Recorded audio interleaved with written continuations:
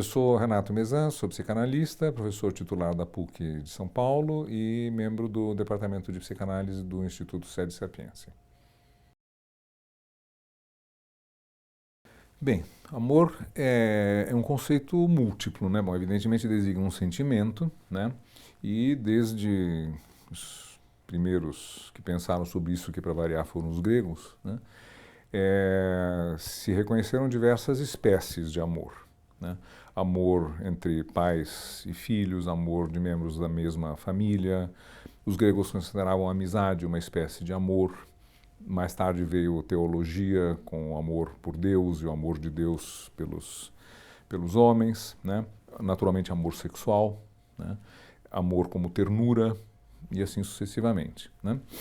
Então o que há de comum entre todas essas dimensões ou aspectos, digamos assim, daquilo que acabou virando um conceito único, né? O amor, na minha opinião, uma exigência, bom, de reciprocidade. Um sentimento que envolve desejo, ternura, cuidado por uma outra pessoa, até por uma causa, enfim, por um objeto, como a gente costuma dizer em psicanálise, né? Com uma exigência implícita de reciprocidade. Aquele que ama quer ser amado, né? Se for um amor no sentido mais abstrato, amor pela pátria, amor, não sei, pela liberdade, ou enfim, coisas do tipo, espera-se, a reciprocidade nesse caso, né, seja uma condição, um estado. Se eu tenho amor pela liberdade, eu quero ser livre e quero que outros sejam livres. Se eu tenho amor pela pátria, eu quero que a minha pátria, que não sou só eu, engrandeça, prospere, seja feliz e etc. Né? Então, eu penso que o fundamental nesse sentimento é a presença ou a figura de um outro, nos vários sentidos que eu acabei de dizer, e a expectativa de que o outro, de alguma maneira, retribua aquilo que eu ofereço ou dou a ele. Então, o amor é um sentimento que tem vários aspectos, várias dimensões, né? Como conceito, como noção, né, para variar, data dos gregos, né? Platão escreveu um diálogo famoso sobre o amor, chama-se O Banquete, né? Os vários filósofos, poetas, etc., falaram bastante dele, seja conceitualmente, seja descrevendo, seja apresentando personagens que amavam, como odiavam e como tinham outros sentimentos nas tragédias, por exemplo, etc. Na Grécia, isso que a gente chama de amor, na verdade, era percebido como coisas diferentes. Havia uma palavra para designar o amor entre membros de uma família, né? Outra diferente para o amor erótico, né? Seja homo, seja heterossexual. Uma outra ainda diferente para designar o amor como ternura, né? A amizade era concebida como uma espécie, uma variante, digamos assim, do amor, mas tinha também um outro termo, filia, né? De onde vem filo, filosofia, cinéfilo e por aí vai. Depois, com o cristianismo, apareceu a ideia do amor de Deus pelos homens e dos homens por Deus, né? Para nós, modernos, eu acho que esses diferentes aspectos formam parte de uma mesma entidade, de um mesmo sentimento, né? Que, a meu ver, envolve dois aspectos fundamentais. O primeiro é sempre a figura de um outro. Quem ama, ama alguém ou alguma coisa. Pode ser uma pessoa, pode ser um bicho, um animal de estimação, pode ser uma ideia abstrata, como liberdade, pátria, etc., né? Pode ser amor por si mesmo, né, que a psicanálise designa como narcisismo, né, e assim vai. Esse é o primeiro aspecto. Então, há sempre um outro, um objeto, como a gente diz, né? E, em segundo lugar, aquele que ama tem a expectativa ou a exigência de uma reciprocidade por parte desse objeto, né? Se eu amo alguém, eu quero ser amado por esse alguém, e se isso não acontece, eu sou infeliz, né? Se eu amo o que eu acabei de dizer, uma ideia abstrata, a liberdade, ou a pátria, ou enfim, o que quer que seja, eu espero, em troca, uma condição ser livre, que a minha pátria prospere, e não só para mim, a figura do outro entra aí. Eu quero a liberdade não só para mim, mas para os outros também, né? Para todos. E assim vai. Então, eu penso que essas duas características são as mais fundamentais no que a gente considera amor, né? Então, esse artigo deve sair numa próxima coletânea aí de trabalhos meus, possivelmente no ano que vem, 2015 ou talvez 2016, e tem no título Amor Romântico, não me lembro mais agora o resto do nome do artigo, depois a gente descobre. Enfim, e foi uma comunicação, uma conferência apresentada numa mesa redonda uns anos atrás no Rio de Janeiro, né? Num evento organizado pelo João Paulo dos Reis Veloso, que tinha como tema o novo milênio, problemas do novo milênio, alguma coisa assim, e ele achava que o amor era uma das soluções para as questões que iam se apresentar no novo milênio, né? Então chamou várias pessoas, tal, e entre elas eu, para falar um pouco sobre essa questão, em particular o amor romântico, né? Bom, o amor romântico, a gente entende, né, todo mundo sabe o que algo que é idealizado como sendo a quintessência do amor, né? Os dois namorados ou, enfim, amantes vendo o pôr do sol, jantando à luz de velas, uma atmosfera romântica, né? Significa uma atmosfera ao mesmo tempo levemente erótica, né? Porque tem amor no meio, mas não abertamente erótica, sutil, né? O jantar à luz de velas, etc., né? Não é uma cena de sexo, né? Mas obviamente tem algo sexual aí, né?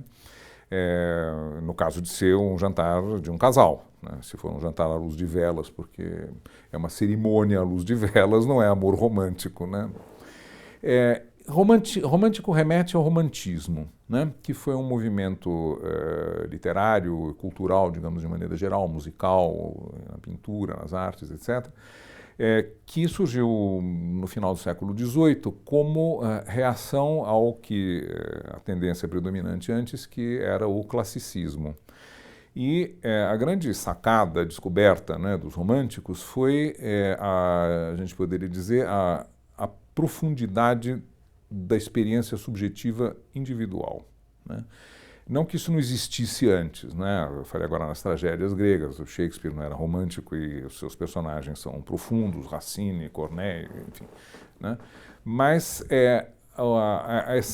essa subjetividade vista pelos olhos do romantismo privilegia fundamentalmente o sentimento. O ser humano é visto como um ser que é habitado e cuja natureza, cuja essência é essencialmente emocional, eu diria mesmo passional, e recoberta por um tênue verniz de razão, né, que naturalmente cede, né, inúmeras vezes à força dos sentimentos. Bom, também é importante assinalar, acho que isso tem a ver com o nosso tema também, me parece ser uma reação, essa ênfase nos sentimentos, nas emoções, é uma reação também contra o início dessa Revolução Industrial, né, que ocorre mais ou menos na mesma época, último quartel do século XVIII, e que começa, né, durante o século XIX, que é o século romântico por excelência, né, a transformar o mundo antigo, né, o mundo do antigo regime, no mundo que nós conhecemos. Cidades grandes, fábricas, anonimato, exploração, conflitos de classes, etc., né?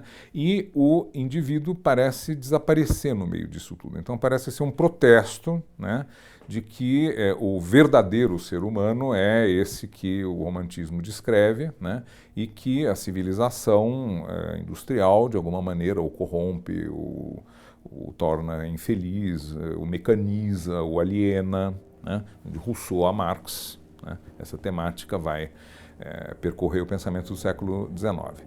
Então, no que se refere ao amor, né, o romantismo introduz uma valorização positiva da paixão.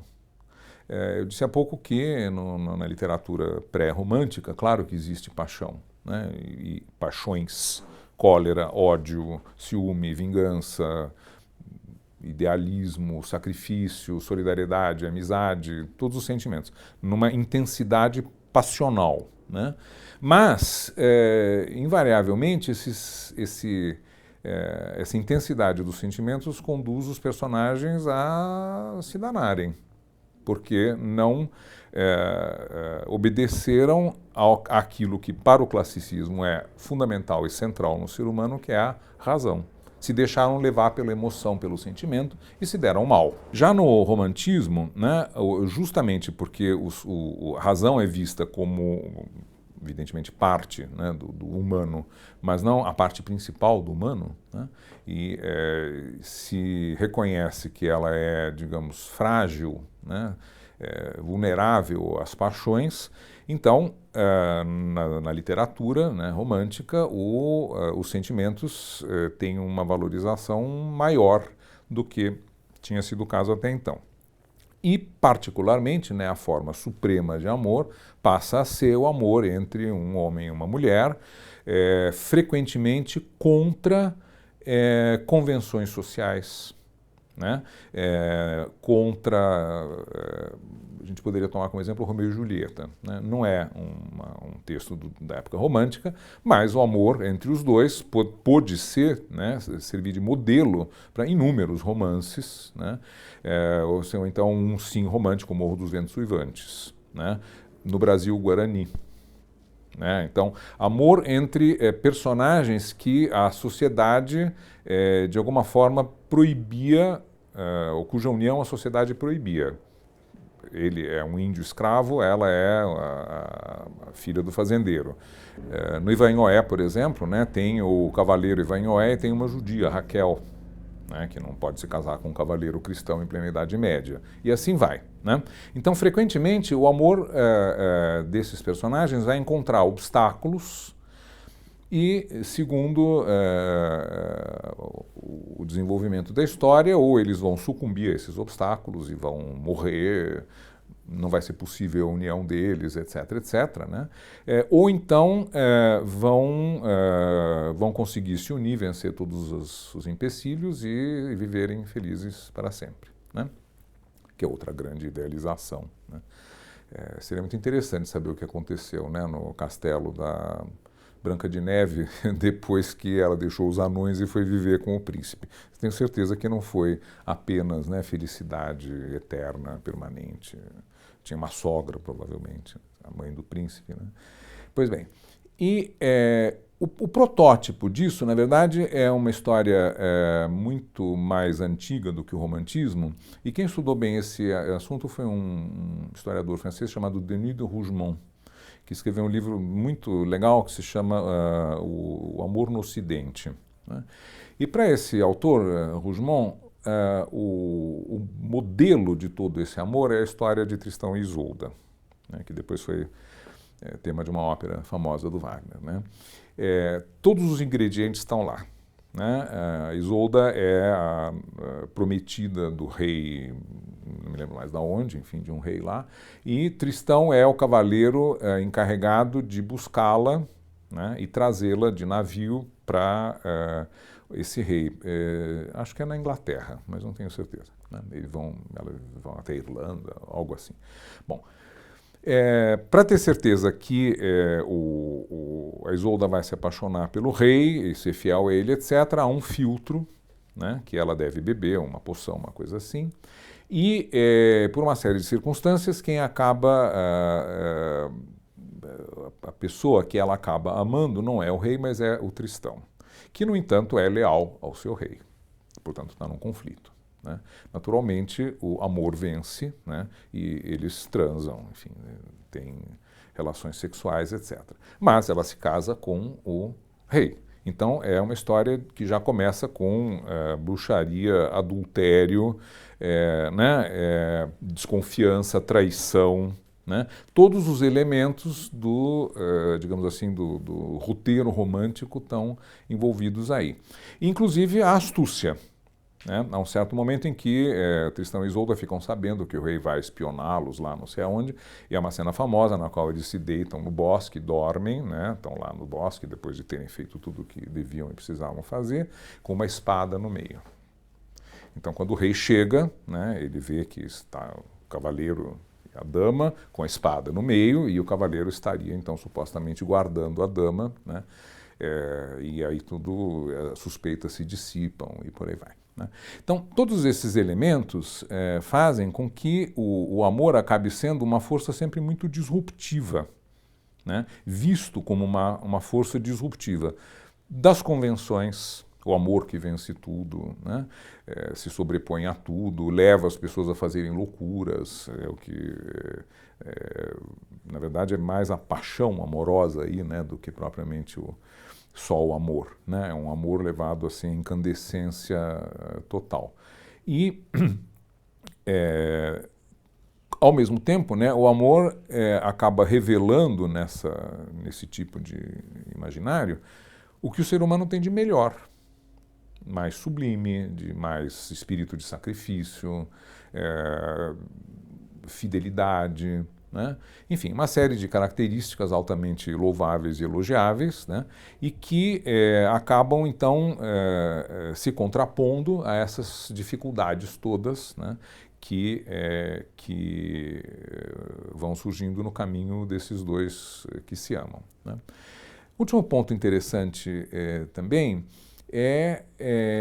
que essas histórias, como todas as histórias, né, como toda a literatura, desde a Bíblia e a Odisseia e Ilíada, né, acabam servindo como modelo para as pessoas de como é aquela situação descrita na história, né. As histórias servem para distrair, divertir, mas também servem para educar. Não é por acaso que se contam histórias para as crianças, né?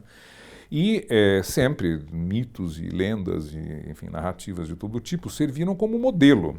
O que é a coragem? É aquilo que Aquiles tem, né? O que é a obediência a Deus? É Abrão dizendo que vai matar o filho se assim a divindade ordenar, e etc, etc, né? Então, isso não é novidade, o amor romântico entra nisso como mais um de tantos exemplos. A grande novidade do século XIX é que muito mais gente tem acesso a isso por causa da Revolução Industrial e da urbanização, né, que eu mencionei há pouco. Então, invenções como o jornal diário, né, do qual Hegel dizia que a leitura do jornal diário era a prece matutina do burguês, né, começa a ter jornal todo dia. O jornal precisa vender.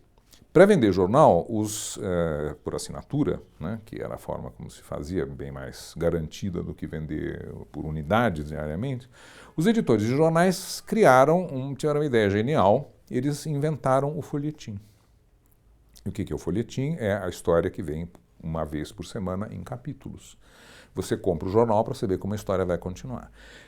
Isso surgiu na França, né? Escritores de folhetim ficaram quaquilhardários, né? O principal deles se chamava Alexandre Dumas, e uma das suas obras escritas em folhetim, que durou 2 anos até, Os Três Mosqueteiros.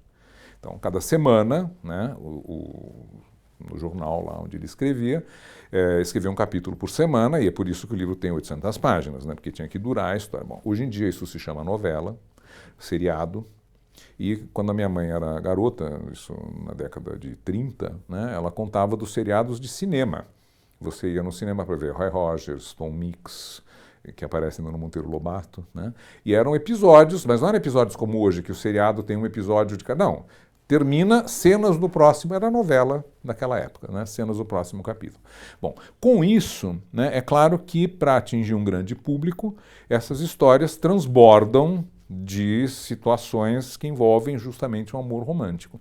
E dessa maneira, né, essa modalidade, digamos assim, do amor se tornou o modelo idealizado, né, primeiro no folhetim, no teatro, né, depois com o cinema, obviamente isso teve uma expansão imensa, na literatura de maneira geral, nas histórias em quadrinhos, né, e, enfim, todo tipo de meio de comunicação, né, de mídia, né, como se diz hoje, que servisse de veículo para contar uma história.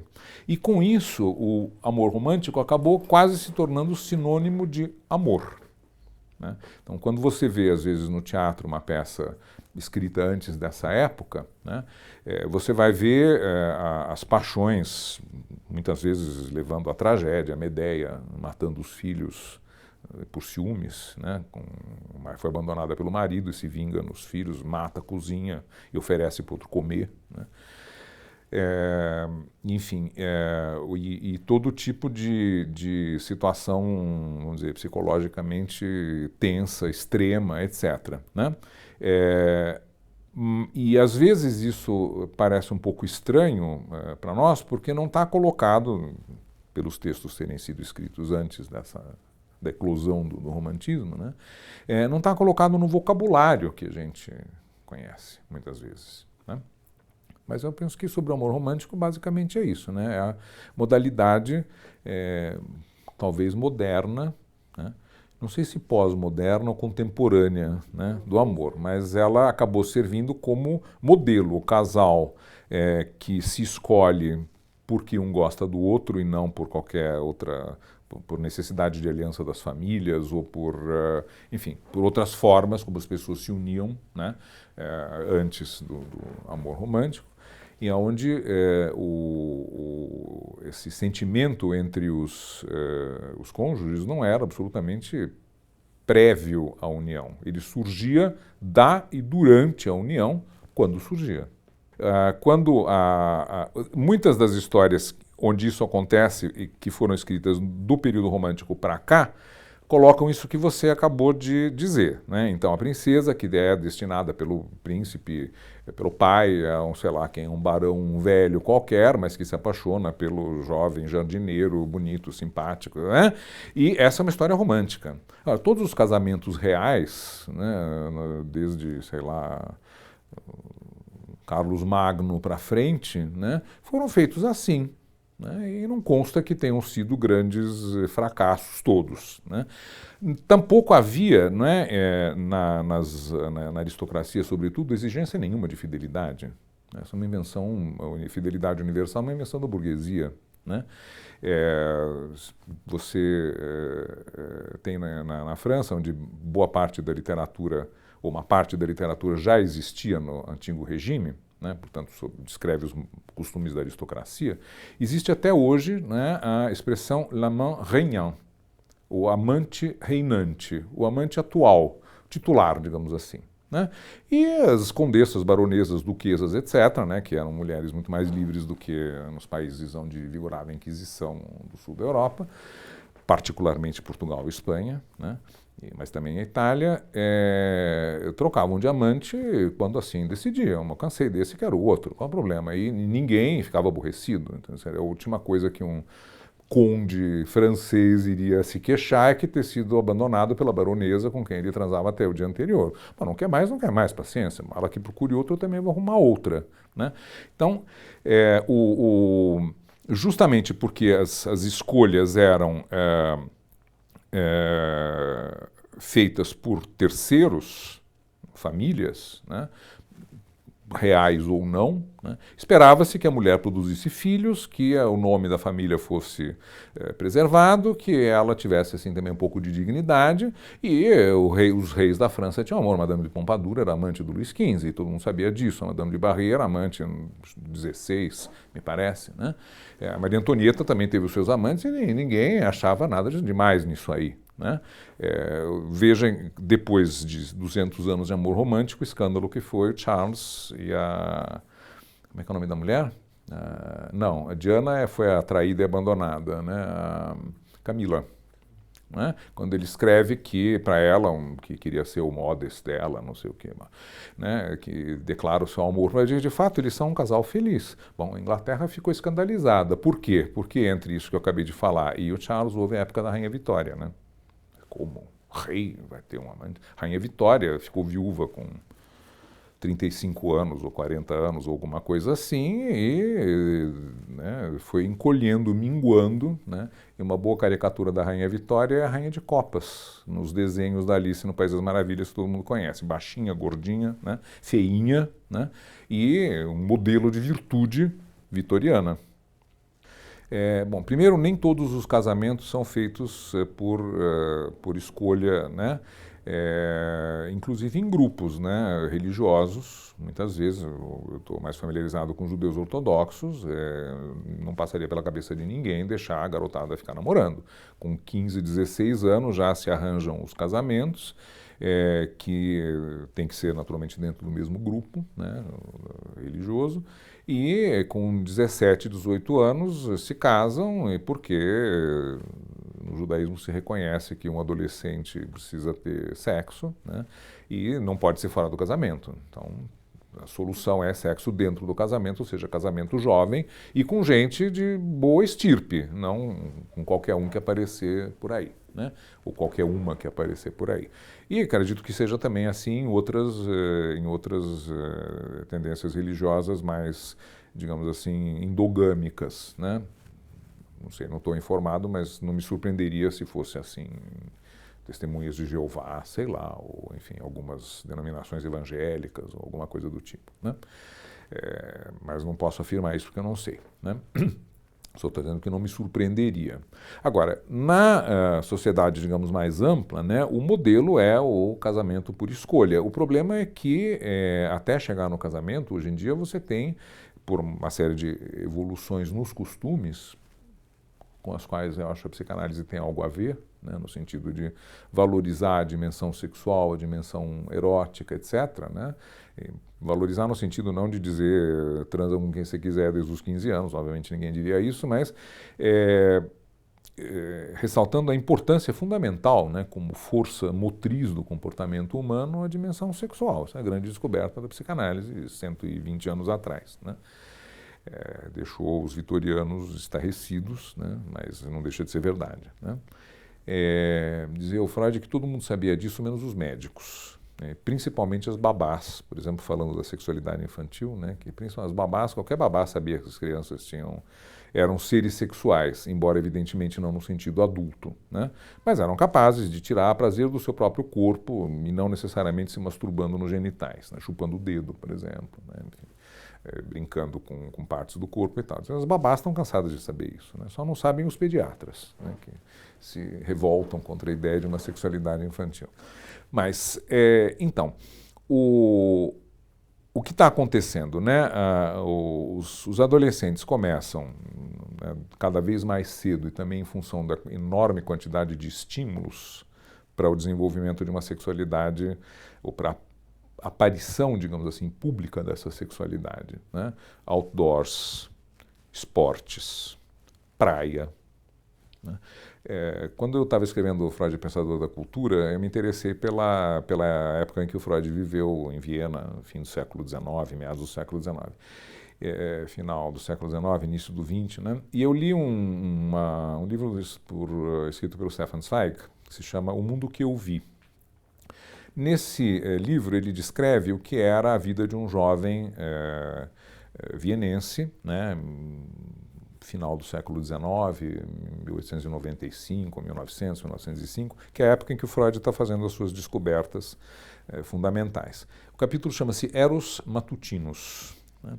E ele descreve a complicação que era para um rapaz da idade dele conseguir ver uma mulher pelada sem ter que ir a um prostíbulo e correr sério risco de apanhar sífilis e morrer aos 29 anos como Schubert, por exemplo, 31, né, anos, ou ficar louco, etc., né? Não havia antibióticos, então...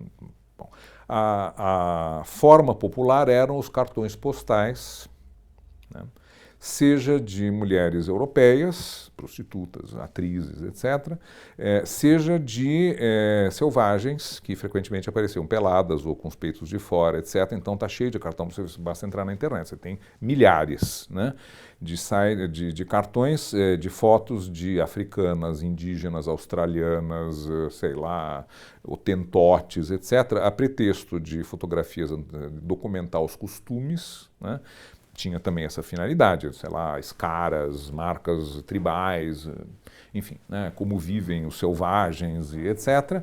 Né, mas eles eram usados pelos jovens no tempo do Stefan Zweig como enfim, ilustrações eróticas, né, como os catecismos do Carlos Zéfiro, né, que se chamava, sabe o que são os catecismos? Carlos Zéfiro era um cartunista, é um pseudônimo, até hoje ninguém sabe quem é esse sujeito, até onde eu sei, e ele fazia desenhos eróticos, histórias assim, né, como comi minha tia, sei lá, o banheiro da empregada, enfim, coisa do tipo, que mostrava, né, do ponto de vista do rapaz, figuras eróticas, mulheres nuas, com peitos enormes, aquelas coisas.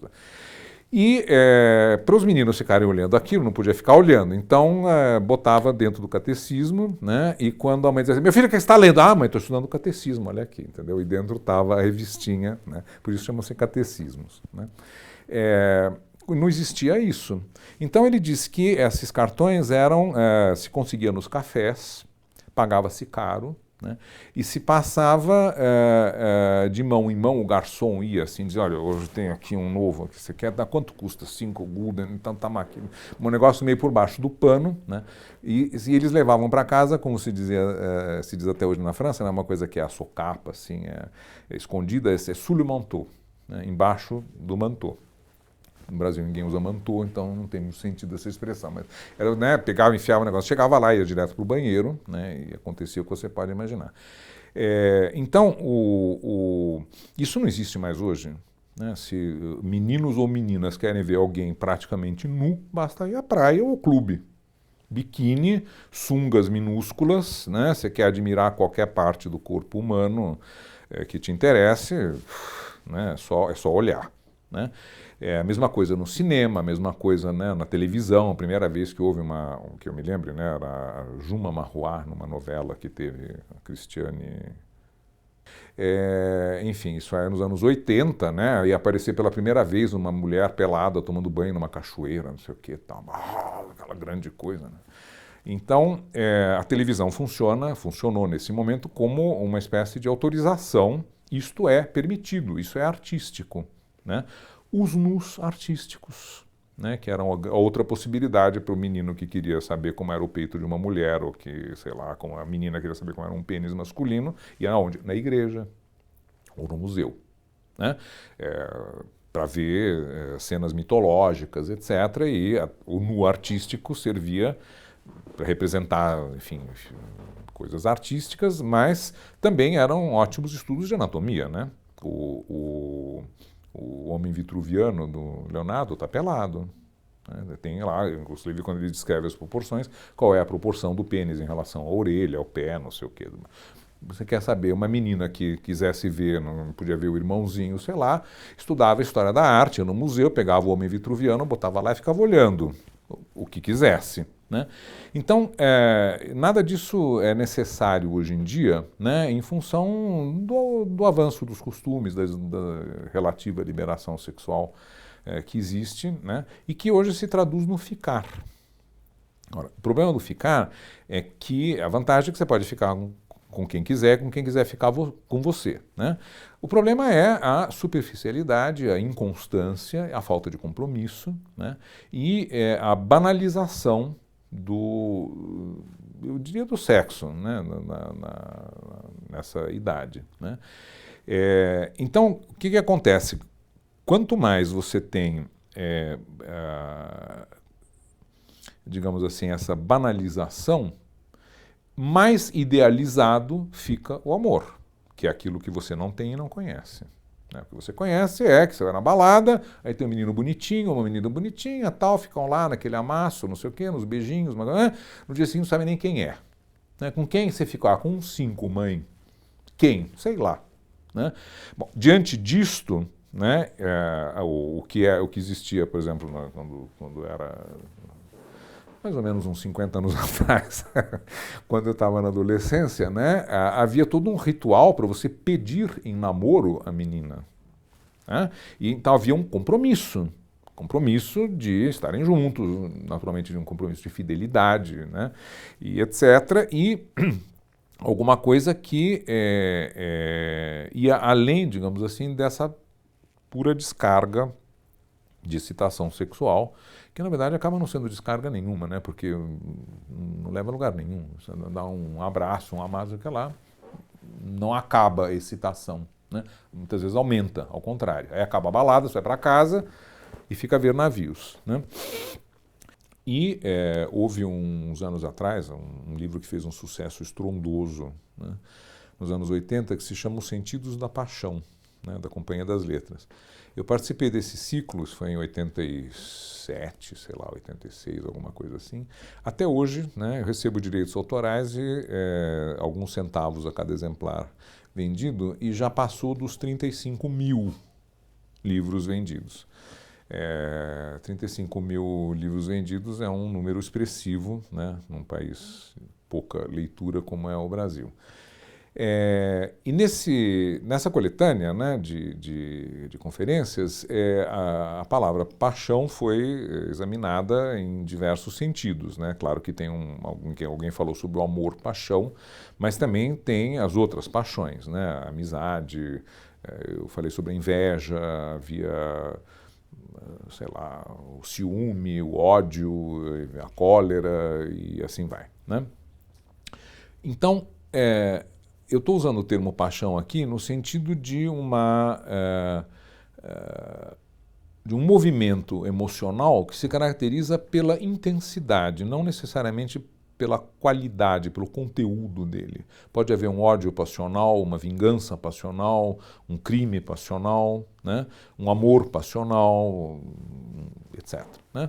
É quase mais, embora o paixão seja um substantivo, é mais um sentido de adjetivo, digamos assim, que eu estou usando esse termo. Então, no caso do amor passional, né, que acabou, como eu disse há pouco, se tornando um modelo do amor, por causa da literatura, enfim, de todo esse movimento romântico, né, e da divulgação em escala planetária dessas ideias, o grande problema é que na vida real as coisas não se passam como na ficção. Não por acaso ficção, né, que vem de um verbo latino que quer dizer fingir. Fictum é o particípio passado de fingere, né, que quer dizer fingir. Então é um fingimento. Quando as crianças, meus filhos estavam na escola, né, para começar uma brincadeira, o equivalente aos três batidas do bastão no teatro, a chamada da sirene para o concerto, ou seja, agora estamos em outro espaço, era finge que, e ainda hoje, quando a gente está na mesa almoçando, jantando, etc., tal, se querem dar um exemplo, alguma coisa do tipo, então pega um pãozinho, ó, finge que esse pãozinho né? Ou seja, imagine que, pense que. Então, a ficção é fantástica, formidável, etc., mas ela trabalha com tipos ideais, né? O autor faz com os personagens o que quiser, né? Você pode ser, pensa no Harry Potter, por exemplo, né?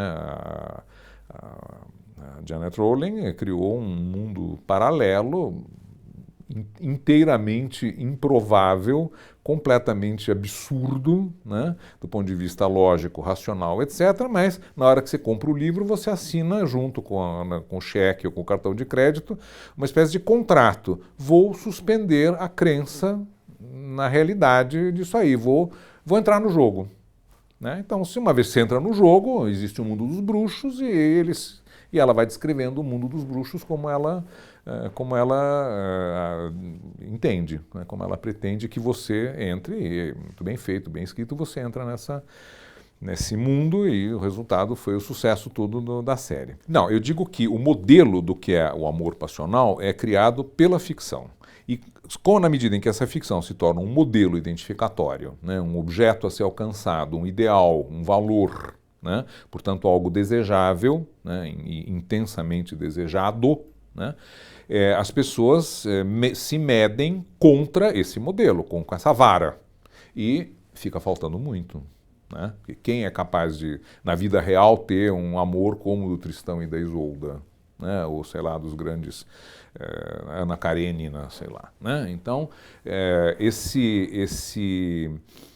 essa sensação de que existe isso, eu devo ser assim, mas não consigo ser assim, né?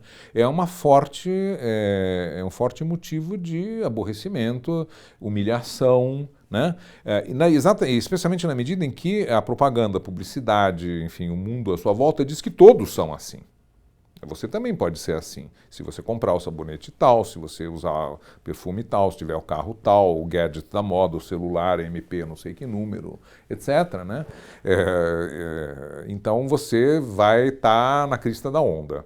Bom, você compra esses objetos e descobre que não é como no anúncio da Coca-Cola, entendeu? As mulheres não param, né, como naquele anúncio da Coca-Cola Zero, né, que acaba a Coca-Cola zero, zero vírgula, quanto mais zero, melhor. Ninfas maravilhosas, né, sei lá, saindo do deserto, não acontece isso. Você tem apenas um carro, né, que tem que botar gasolina, fazer revisão, pagar IPVA e assim por diante. Né? Então, no caso do amor, acontece a mesma coisa. Né? Isso você vê no consultório, na literatura psicanalítica, etc. Enfim, né? uma queixa constante de não ser amado ou amada como gostaria, mais raramente a percepção de que também não é capaz de amar como gostaria ou pensava que amava, né? Porque no amor, na medida em que você tem a expectativa de que o outro dê a você o que você dá a ele, algo equivalente, né, à reciprocidade, isso esbarra num pequeno, imenso problema, e que você não sabe o que o outro quer. E frequentemente aquilo que você quer, aquilo que para você é importante, fundamental, aquilo que você valoriza muito em você, não necessariamente é aquilo que o outro valoriza em você ou em geral. Né? Daí os desencontros. Né? Tá aqui um buquê de rosas, mas você me trouxe rosas vermelhas? É coisa de puta. Por que você me trouxe? Eu fui lá, comprou um buquê de rosas porque era aniversário da mulher, sei lá, rosa, o que tinha na floricultura era vermelha, você compra um buquê. E aquilo, isso aconteceu de verdade, né? Estou contando um episódio real. E aconteceu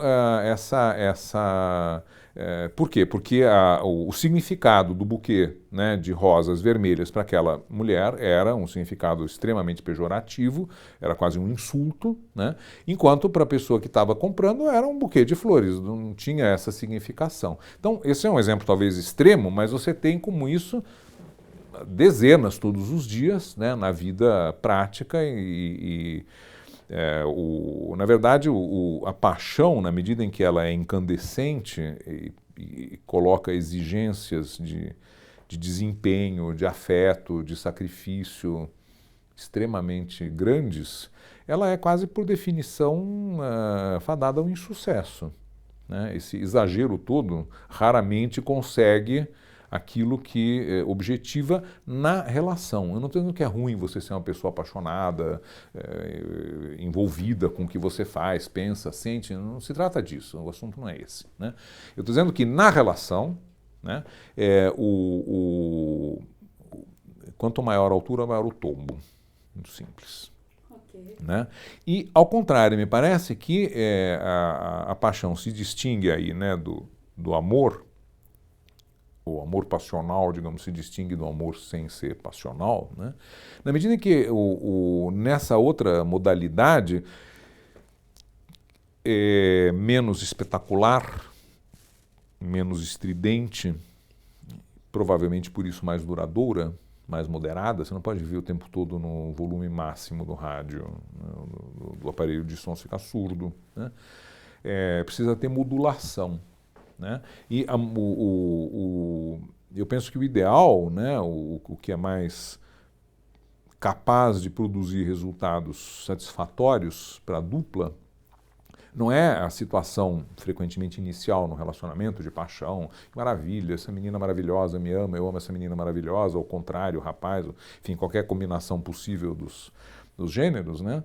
Essa satisfação de ter encontrado a alma gêmea. Né?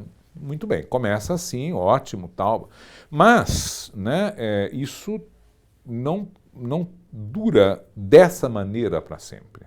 O mesmo tesão, um desejo sexual, né, aquela fúria do começo, tal.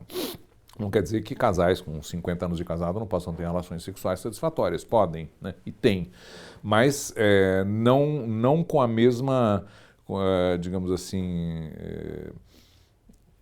eu diria, com a mesma inocência do começo. Né? Por quê? Porque no convívio você aprende aquilo que eu acho que é fundamental, né, para a manutenção de uma boa relação, e com isso falamos do casamento, que é a tolerância, a capacidade de aceitar que o outro não é e nunca vai ser aquilo que você idealizou, e nem por isso deixa de ser um bom sujeito, uma boa mulher, um bom par para você. Né? Por quê? Porque a relação vai se desenvolvendo e ela, na medida em que é uma relação de verdade, né, que os dois investem e estão dispostos a não se deixar abater pelas primeiras contrariedades, né? Casou 3 semanas depois, separa porque não era o que eu imaginava, etc. Essa relação vai criando uma história. Né? Uma relação tem um passado e tem um futuro, além do presente.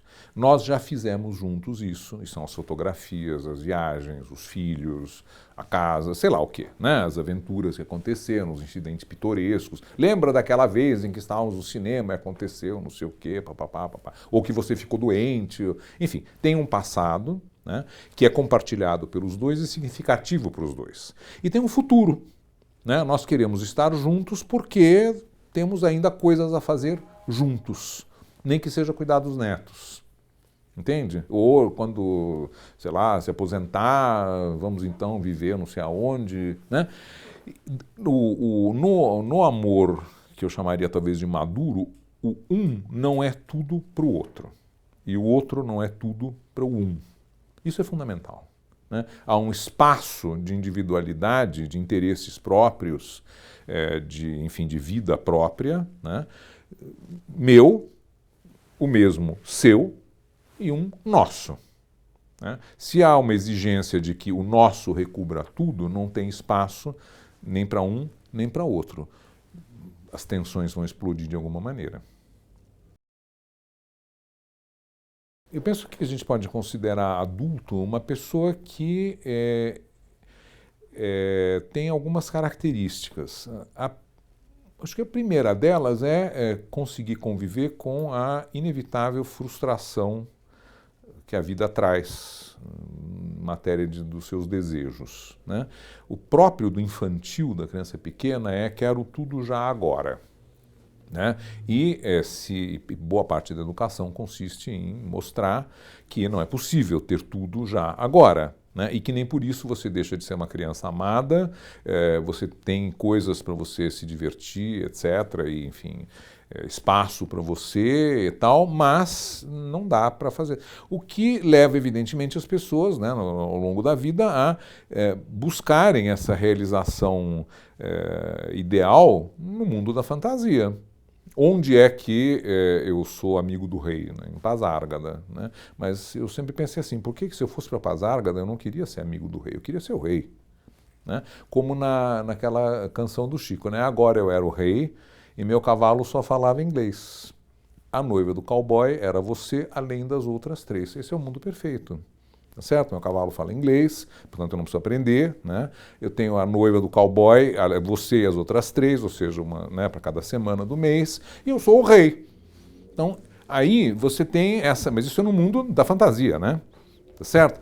E no mundo da realidade você tem os outros, em que também cada um, em princípio, quereria tudo já agora. Ou seja, o resultado seria a violência de todos contra todos. Não estamos falando disso, mas incidentalmente essa é a base de todas as teorias do contrato social. Começaram a surgir no pensamento europeu no século XVII, né, como surgiu a sociedade.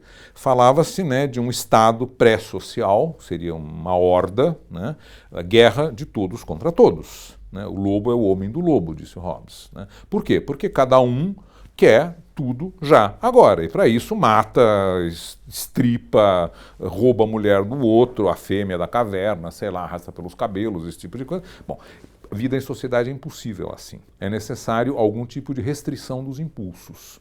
Né? Nas teorias políticas, isso é feito por meio de um pacto. Né? Tem um análogo disso no mito da horda primitiva, do qual o Freud fala no Totem e Tabu, uma ficção que ele faz de como teria surgido a sociedade, e o superego, né? Quer dizer, a consciência moral, a restrição dos desejos, né? Implantada nas pessoas, pela vida social.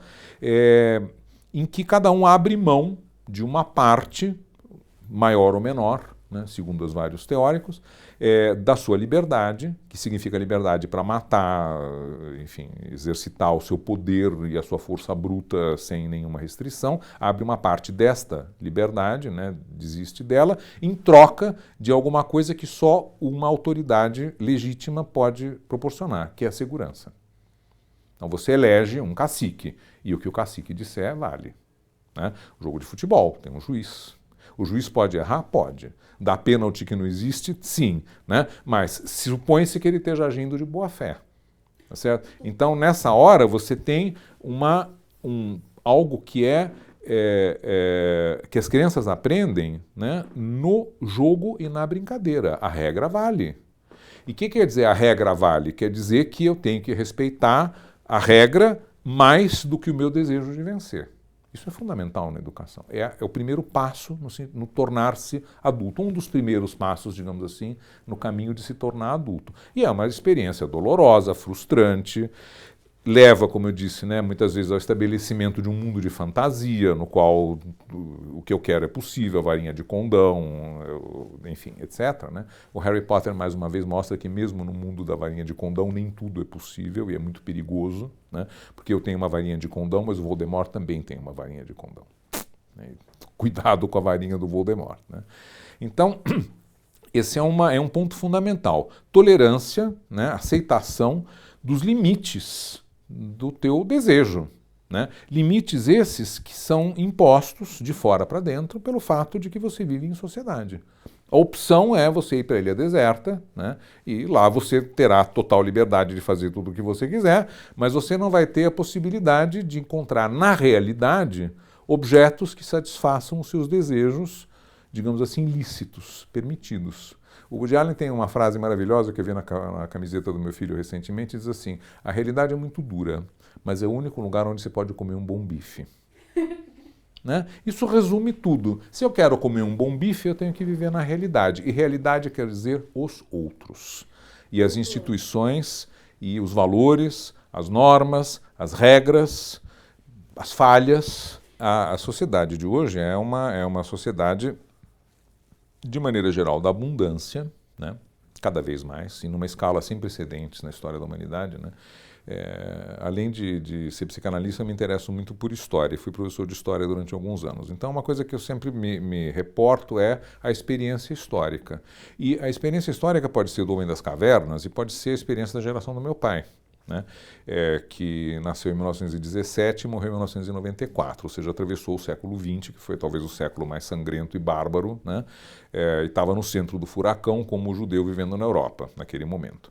Então, na época, quando meu pai nasceu, não existiam antibióticos. Né? Meu pai, vocês estão me vendo na televisão, eu não sou exatamente um fantasma, né, do tempo do Carlos Magno ou do Júlio César, eu tenho 64 anos de idade. Quando meu pai nasceu, se tivesse tido uma infecção puerperal, eu teria morrido. Não tinha antibióticos em 1917. Né? 2 anos depois, a gripe espanhola matou 20 milhões de pessoas na Europa. Muito mais do que a AIDS matou até hoje, né, no final do século XX, início do século XXI. A escravidão tinha sido abolida no Brasil havia 25 anos. Ou seja, né, se ele tivesse nascido no Brasil, é provável que a babá dele tivesse sido comprada na feira, mais ou menos com 1 quilo de cebolas. Né? Tá certo? Então, esse era o mundo de 1917. Eu não estou falando de 1215, estou falando de alguma coisa que não tem 100 anos. Bom, ao longo do século XX, especialmente depois da Segunda Guerra Mundial, com a derrota dos fascismos, dos totalitarismos, etc., né, nazismo e tal, se implantou um princípio de respeito à dignidade humana que estava nas constituições e nas declarações dos direitos dos homens, da Revolução Francesa, Americana, enfim, o socialismo, etc. e tal, mas que era largamente ideal. Né? Até 1960, mais ou menos, né, no país das liberdades dos Estados Unidos, os negros do Sul usavam um banheiro separado, né, porque não podia entrar num banheiro de branco. Na África do Sul isso prevaleceu até o Mandela, que é anteontem. Né? O Mandela se tornou presidente da África do Sul na década de 90, né, fim da década de 90, Um ano antes, né, a Madame Mandela, se quiser fazer xixi, não podia usar o banheiro que era dos brancos. Certo? Então, isso eu estou dando alguns exemplos extremos para mostrar como essa sociedade na qual a gente vive hoje tem problemas imensos, enormes, né, graves, mas, sem dúvida, né, eu vou dizer sem dúvida, eu ia dizer provavelmente, mas é sem dúvida, na minha opinião, a melhor época para se viver, né, desde as cavernas de Lascaux. Entendeu? Em inúmeros aspectos, né? Saúde, conhecimento, prolongamento da vida, abundância de bens materiais, né, suficientes e até mais do que suficientes, e principalmente a consciência de que é necessário estender isso ao maior número possível de pessoas, o que ainda não foi feito, mas espera-se que será feito, né? E se não é feito, é objeto de críticas, protestos, manifestos em junho, passeatas, etc., né? Quando no Brasil dos carneiros ia se imaginar uma coisa como o que aconteceu ano passado, né? Então, não é mais um país de carneiros, né? Então, esse fato, né, é fundamental para entender isso que você disse, né? Essa sociedade, como todas as sociedades, tem as suas mazelas, os seus problemas. E um deles é exatamente essa ideia de que tudo é possível. Se já chegamos tão longe, então tudo é possível, né? Yes, I can. Né? E mais do que I can, quer dizer, eu posso no sentido de ser capaz de, yes, I may. Isso é, eu posso no sentido de ter permissão para. Nós não temos essa diferença em português, né? May I come in? Eu tenho permissão para entrar? Yes, you may come in. Sim, você pode, tem permissão para entrar. Ter permissão para entrar é diferente de ser capaz de entrar. Para ser capaz de entrar basta ter pernas, né, um jeito qualquer de entrar. Mas para poder entrar no sentido de permissão, é necessário que o outro permita. Então, mais ainda do sim, nós podemos, né, no sentido de somos capazes de, né, temos permissão para. Essa é a ideologia. Eu tenho permissão para exigir tudo já agora, ou seja, para ser o bebê eterno. Né? Isso é uma artimanha, digamos assim, né, uma astúcia mais exatamente, né? Não uma artimanha, uma astúcia da história, como dizia o Hegel, né? Que cria um fenômeno e, ao mesmo tempo, esse fenômeno leva a consequências imprevistas. Eu dou um exemplo muito legal disso aí, né? Quando surgiu o automóvel, né, e se popularizou o automóvel no começo do século XX, o New York Times fez um artigo dizendo assim, o fim da poluição. Com essa nova máquina extraordinária, etc., os cavalos não vão mais sair pelas ruas de Nova York e, portanto, vai ter muito menos poluição. Poluição significava cocô de cavalo nas ruas, né? E o automóvel, naturalmente, diminuiu enormemente a quantidade de cocô de cavalo nas ruas. Então, o título é The End of Pollution, né? Poluição no sentido de cavalo fazendo cocô na rua. Bom, mal sabiam eles, né, o que o automóvel ia gerar em termos de poluição muito mais grave do que cocô nas ruas de Nova York e para o resto do planeta, né? Então, essa é a astúcia da história, né? Você tem um homem que persegue a sua ambição, sei lá, Júlio César, né, e ao realizar essa ambição anexa a França e a Inglaterra ao Império Romano, por exemplo, né, e muda o sentido da história desses lugares, né, em nome da sua ambição pessoal. Claro, a astúcia da história é que Júlio César foi assassinado, mas a França e a Inglaterra se tornaram parte do Império Romano com as consequências que se sabe e que não são as que haveria se não tivessem sido parte do Império Romano, né? Bom, então, nesse sentido, né, o tornar-se adulto envolve esse aspecto de aceitação dos seus limites, digamos assim, e ao mesmo tempo, né, uma certa rebeldia contra esses limites no sentido de procurar expandir o território dentro desses limites, né? Estávamos falando agora há pouco da coisa vitoriana, né, da repressão sexual, etc, etc. Bom, isso era um limite naquele tempo, né? Oscar Wilde foi para a cadeia porque era homossexual e transou não sei quem, o filho de um cidadão qualquer lá que o processou e ele foi para a cadeia por crime de sodomia. Acabou com a vida dele e com a carreira dele. Freud, na Alemanha, era membro de uma liga, né, cujo objetivo era a descriminalização, não da maconha, mas da homossexualidade. Era punida no Código Penal alemão, né? 150 anos atrás, né? Então, como era um homem progressista, um homem de ideias liberais, digamos assim, é claro que era contra isso, é um absurdo, e participava dessa liga, contribuía, escrevia coisas nas revistas deles e assim por diante. Então, nesse sentido, o fato de você ter que aceitar como princípio que você não pode tudo e que para viver em sociedade é necessário aceitar restrições à sua, não ao seu desejo, mas à sua liberdade de realizar esses desejos de qualquer maneira, em qualquer lugar e a qualquer preço, né? Não significa que em situações específicas você não possa tentar ampliar isso. E todas as lutas pelo aumento de direitos, pelos novos direitos, são isso daí. Tolerância com os homossexuais, com o diferente, o divergente de maneira geral, menos corrupção na política, mais respeito ao cidadão, etc. Agora, estamos vivendo uma situação, quando esse programa passar, provavelmente vai estar havendo racionamento de água em São Paulo. Bom, como foi que, da situação original de ódio pelo diferente, você conseguiu chegar a uma situação de tolerância razoável com o diferente? O que é fundamental é o ódio, não é a tolerância. Certo? A tolerância, no sentido que a gente entende, justamente, né, de aceitação do diferente, da possível respeito ao diferente, a convicção religiosa, a opção sexual, sei lá, o gosto estético e etc. do outro, né, é uma conquista da civilização. E que ocorre, por assim dizer, em dois momentos, né? O primeiro momento, não se poderia falar exatamente em tolerância, eu chamaria talvez mais de indiferença ao diferente, né? E ocorre quando surgem os primeiros impérios, grandes impérios, né? Que juntam civilizações muito diversas. E o primeiro deles é o Império do Alexandre Magno, né? Que chegou da Macedônia à Índia, né? Então, norte...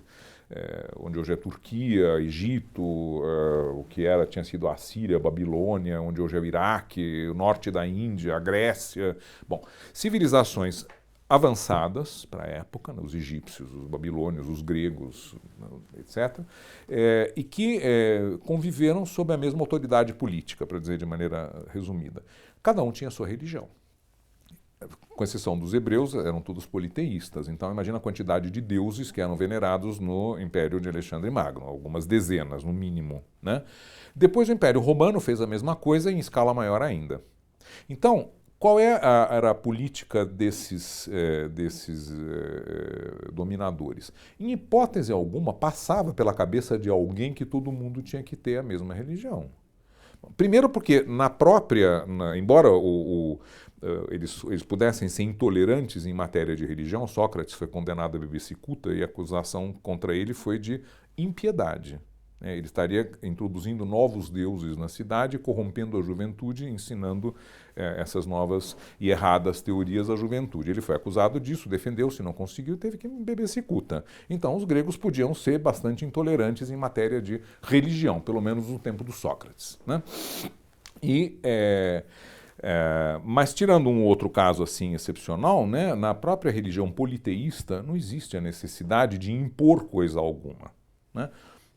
Na própria cultura grega, Dionisos, por exemplo, que é um deus que não é grego, ele vem da Macedônia, do norte da Grécia, né? Ele é o deus do exagero, o deus do vinho, as bacantes, né? Que são as mulheres que cultuam Dionisos, que são, na verdade, bruxas, né? E que se embebedam e fazem orgias. Isso tem uma tragédia do Eurípides chamada As Bacantes, foi montada pelo Zé Celso em São Paulo alguns anos atrás. Então é tudo aquilo que é a anticivilização, é o deus dos impulsos, né? É um deus estrangeiro, no sentido não só de ter vindo de fora, né, mas ainda de ser estranho ao modo ideal de ser segundo os gregos, que é moderar-se pela razão. Então é o deus, não apenas um deus estranho, mas ainda um deus do estranho, daquilo que é inaceitável, daquilo que é temível e assim por diante, né? Da orgia e por aí vai. Mas tem um espaço para o dionisíaco, Nietzsche escreveu sobre isso, o Apolíneo e o dionisíaco, né, como dois princípios cuja combinação resulta na cultura grega.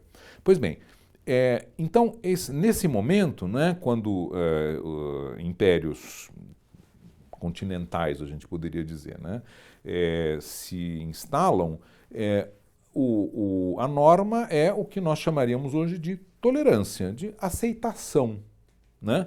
Ainda hoje, um dos prédios mais antigos que existem em Roma é o Panteão Romano, está lá desde, sei lá quando, foi construído, não sei, na época de Augusto, alguma coisa assim, tem 2000 e alguma coisa de anos, né? É o mesmo prédio, nunca foi destruído. Panteão, destinado a todos os deuses, inclusive ao deus Ignotus, ao deus desconhecido. Tem um nicho. Aqui se cultua o Deus desconhecido. Hoje nós temos monumentos ao soldado desconhecido, né? No Panteão, você vai lá, visita, tal, né? Monumento arquitetônico destinado, entre outras coisas, ao Deus desconhecido. Bom, daí veio a praga do monoteísmo. O monoteísmo é uma praga, né? Inventado pelos hebreus e depois difundido pelo cristianismo, né? Que impôs a ideia de um único Deus, o meu. Os outros não são deuses. Os hebreus não eram um povo particularmente militarizado na Idade Antiga, tirando a época do rei Davi, que foi de expansão e conseguiram vencer os filisteus, Golias, aquela coisa toda, mas o único grande herói militar da Bíblia é o rei Davi, né? No resto do tempo era um pequeno povo lá sem grande expressão que foi conquistado pelos assírios, babilônios, persas, gregos, romanos, etc. E depois, na época dos romanos, fizeram uma revolta contra os romanos, contra o domínio romano, não por razões religiosas, e também é um momento, assim, episódio militar de grande importância. Em Israel existe ainda hoje a fortaleza de Metzadá, onde os caras morreram lá heroicamente, foram esmagados, o templo foi destruído e não tinham, portanto, né, a sua convicção de que havia apenas um único Deus e eles eram o povo eleito desse Deus, né, escolhido para transmitir a sua mensagem, etc., né, não havia tanto proselitismo. Os hebreus não procuraram converter muita gente ao judaísmo ao longo da sua história, né? Primeiro porque não interessava, né, era o povo eleito, embora na Bíblia haja prescrições para que o estrangeiro seja bem tratado, porque você foi escravo no Egito, né? Para que aquele que está dentro da tua porta respeite o sábado, não trabalharás nem tu, nem tua mulher, nem teu filho, nem tua filha, quarto mandamento. Nem teu boi, nem tua vaca, nem teu escravo, nem tua escrava, nem o estrangeiro que estiver dentro das tuas portas. Portanto, você não pode fazer o cara trabalhar para você, ele também tem que ter direito ao gozo do sábado, né? Dia santo, etc., e de descanso. Então, apesar disso, né, não havia essa tendência de proselitismo e de converter outros. Isso surge com o cristianismo, né, com a ideia de que Jesus veio para salvar todo o gênero humano e não só o povo ou o grupo no qual ele apareceu, né? São Paulo, basicamente, né, e os primeiros padres da igreja. Então, com isso, vai se cristianizando o Império Romano, o Bizantino, etc., né, e há disputas sobre questões teológicas. Bom, como a igreja acabou sucedendo ao Império Romano, né, tornou-se uma organização imperial e, através dos concílios, estabeleceu quais eram as verdades dogmáticas, né? Depois de muita discussão, etc., etc., decidiu-se que Jesus era, ao mesmo tempo, homem e Deus, ou que a Trindade era assim e não de outra maneira, que Maria era virgem, enfim, os diferentes dogmas da igreja, né, aos quais se chegou por meio de amplo debate, né, digamos assim, e se chegou a uma decisão. Este é o dogma, é a verdadeira ortodoxia, a opinião correta. As outras são heresias. E o que se faz com os heréticos? Se massacram, né? Então, a intolerância religiosa vai aparecer no momento em que tem um Deus, o meu Deus, que é o Deus, como dizia meu filho pequenininho, né? O que o Deus está pensando lá em cima? Ele é o Deus. Os outros não são deuses, são ídolos. São falsos deuses, né? E como são falsos deuses, devem ser destruídos, e aqueles que neles acreditam devem mudar de opinião e, enfim, se converter à verdadeira religião, etc. Bom, o resultado foi, né, o que se conhece na história ocidental, e os grandes, quando houve condições, né, os grandes cismas que abalaram a cristandade. O primeiro foi o cisma ortodoxo, século XII, né, que separou a Igreja do Oriente da Igreja do Ocidente, a propósito, entre outras coisas, do casamento dos padres, né, e também por razões políticas, etc., mas um dos temas em discussão era a possibilidade dos padres casarem ou não. A Igreja Católica Romana disse que não, a Igreja Ortodoxa disse que sim, e em torno disso houve a cisão. E depois a grande, né, cisão dentro da Igreja Católica, que foi a Reforma Luterana no século XVI, né, e que cindiu a Europa em duas, protestantes e católicos, e foi o século das guerras de religião. O objetivo das guerras de religião era exterminar os que pensavam diferente, né? E acontece que nenhuma das, digamos, seitas, né, ou tendências, ou, enfim, nenhum dos protagonistas dessas guerras tinha força suficiente para eliminar os outros. E depois de um século de sangueira, né, se chegou à conclusão de que era necessário, não era necessário para um Estado viver em paz e tranquilidade que todos os seus súditos ou cidadãos tivessem a mesma crença, né? Essa é um elemento importante, né, de um tratado que pôs fim às guerras de religião na Alemanha, que é a paz Tratado de Westfália, em 1648. Acabou com a Guerra dos 30 Anos. Dali para frente, né, apesar das tendências dos protestantes de esmagarem uns aos outros, né, os puritanos foram para a América porque eram perseguidos na Inglaterra, né? Na Holanda, né, onde havia predominância eram os calvinistas, eles tentaram impor a doutrina calvinista às outras denominações protestantes, luteranos, sei lá, enfim, diferentes, né? Spinoza, né, escreveu o Tratado Teológico Político nessa época e saiu uma noite colando cartazes nos muros depois que um personagem importante lá foi assassinado por razões religiosas, e o título do panfleto dele era Ultimi Barbarorum, Os Últimos dos Bárbaros. Não tinha rede social naquele tempo, não tinha hashtag, não sei o quê, mas ele escreveu o negócio, imprimiu uns quantos, saiu pela rua colando os cartazes, né, para protestar contra esse assassinato, né, e defendia, né, ele foi um dos primeiros, a defender a ideia de que a paz do Estado não depende absolutamente da unidade religiosa, depende, ao contrário, da liberdade religiosa, para cada um poder, dentro dos limites da lei, cultuar a divindade da maneira que melhor lhe aprouver, né? E que é importante que essas organizações religiosas não infrinjam a lei. Se na sua religião é permitido comer carne humana, não pode, entendeu? Porque isso infringe a lei, né? Se é permitido envenenar, fazer, sei lá, sacrifício de criança, voodoo com criança, sei lá, não pode, né? Agora, se você se reúne para rezar em hebraico, em holandês, no Velho Testamento, no Novo Testamento, de acordo com essa ou com aquela crença, desde que você não perturbe a paz pública, o Estado tem o direito e a obrigação de proteger a sua crença. Este é o início da tolerância, né? O fato de que nenhuma das denominações religiosas pôde impor a sua crença aos outros. Voltaire escreveu sobre isso no Dicionário Filosófico, dizendo de uma maneira muito voltairiana, né, que se só existem duas religiões, pode ter certeza que uma vai tentar massacrar as outras. A única maneira de impedir isso é que haja 30 religiões, porque nenhuma vai ter condições de massacrar as outras 29. Né? Então, nesse sentido, a tolerância começa no plano religioso. Muito gradualmente, né, eu diria, a necessidade prática de aceitar e conviver com o diferente nesse quesito, né, nesse aspecto, vai levar ao surgimento do conceito de tolerância, né, que quer dizer aceitar. Né? Você tolera um medicamento, né? Você tem intolerância, alergia a determinada substância, etc. Então, tolerar quer dizer aceitar. E não importa se de bom grado ou mau grado. né? As pessoas, existem estudos que mostram que as pessoas são, no Brasil, tão ou mais preconceituosas em termos de raça, religião, etc., do que em qualquer outro país.